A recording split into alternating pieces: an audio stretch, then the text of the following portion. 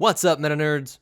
This video is all about the TIE Advanced X1, also known as the TIE AD, the ship we saw Darth Vader use in A New Hope. It was manufactured by Sinar Fleet Systems, the same company that gave us all the other TIEs. And though we know the cost of a regular TIE fighter was 60,000 credits, the cost of this ship is unknown. With a length of 11 meters, or 36 feet, it was nearly the length of 2 TIE fighters, and an Ewok shorter than an X-Wing. At 9.5 meters, or 31 feet, it was about as wide as a Hyena-class bomber, and with a height of 6.28 meters, or 20 feet, it was about as tall as 2 AT-RT walkers. With a top atmospheric speed of 1,200 kilometers per hour, or 746 miles per hour, it was the exact same speed as a TIE fighter, while having the same PS 5.6 twin-ion engines that were used in a TIE Interceptor. Its hyperdrive was limited to 10 jumps at a time, and was rated as a Class 4, making it much slower than the 1.5 class hyperdrive that was found in the ARC-170. Like most starfighters, the hull was made out of Durasteel, and the X1 came equipped with shielding, an upgrade from your regular TIEs. Its armament included a pair of forward-facing LS 9.3 laser cannons, much stronger than the LS-1 laser cannons of a TIE fighter, and like its engines, were the exact same cannons used in the TIE Interceptor. The TIE Advanced also had a cluster missile launcher, with a total of 20 warheads on board. But let's take a look inside of the ship, to see where everything was, and how it all worked. Up front we have your standard viewport that is used in all TIE variants, behind which was located the targeting computer, flight computer, and an array of different sensors. The pair of laser cannons were located right underneath, and were located above this fuel reserve, which contained radioactive gas that would be used both for the cannons and for the ion engine, which we'll take a look at in a second. The access hatch was located up top, and the interior of Darth Vader's TIE Advance was slightly customized to accommodate his bulky suit. Just behind the cockpit was where the deflector shield generator was located, and the arms connecting each wing contained the forward deflector shield projectors.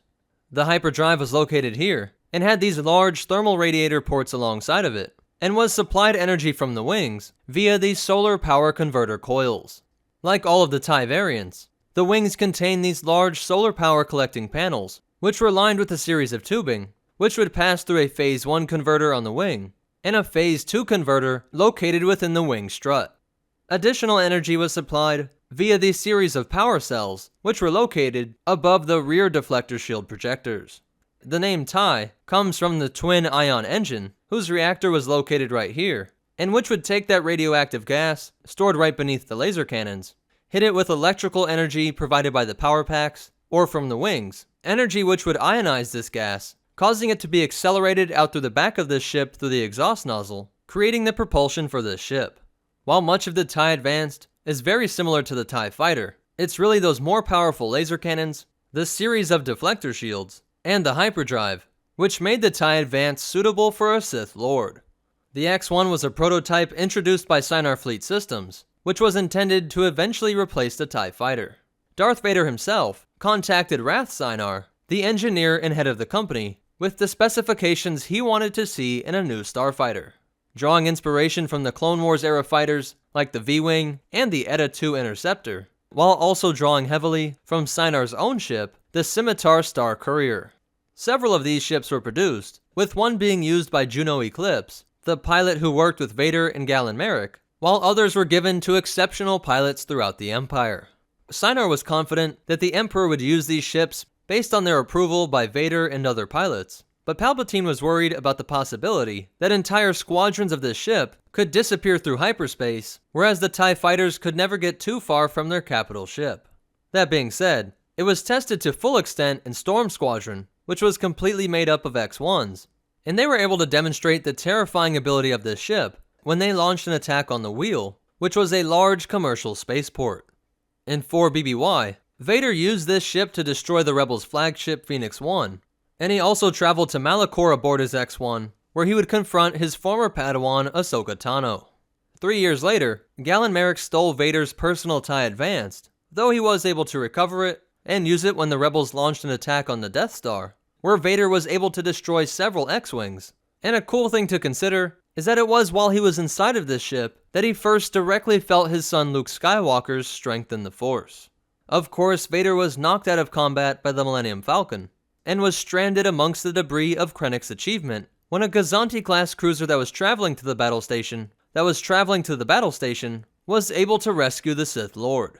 The Empire started to implement a different upgrade to the TIE Fighter in the form of the TIE Interceptor that was cheaper and faster than the X-1, while not having that pesky hyperdrive that could allow for massive amounts of desertion.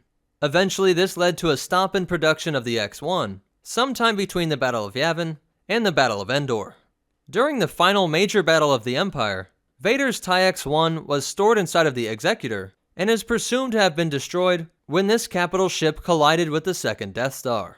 That being said, Jaden Korr, who trained in Luke's Jedi Praxium, discovered one of Vader's backup TIE Advance that was in the Sith stronghold on the planet Vajun. And because there were a decent amount of these produced before the Battle of Yavin, we saw a couple that were recovered by the Rebellion and the New Republic, and used during the liberation of Coruscant and during the Yuuzhan Vong War. In fact, Lando, Jacen Solo, and Anakin Solo each used TIE Advanced X-1s against the Yuuzhan Vong starfighter, the Coral Skipper.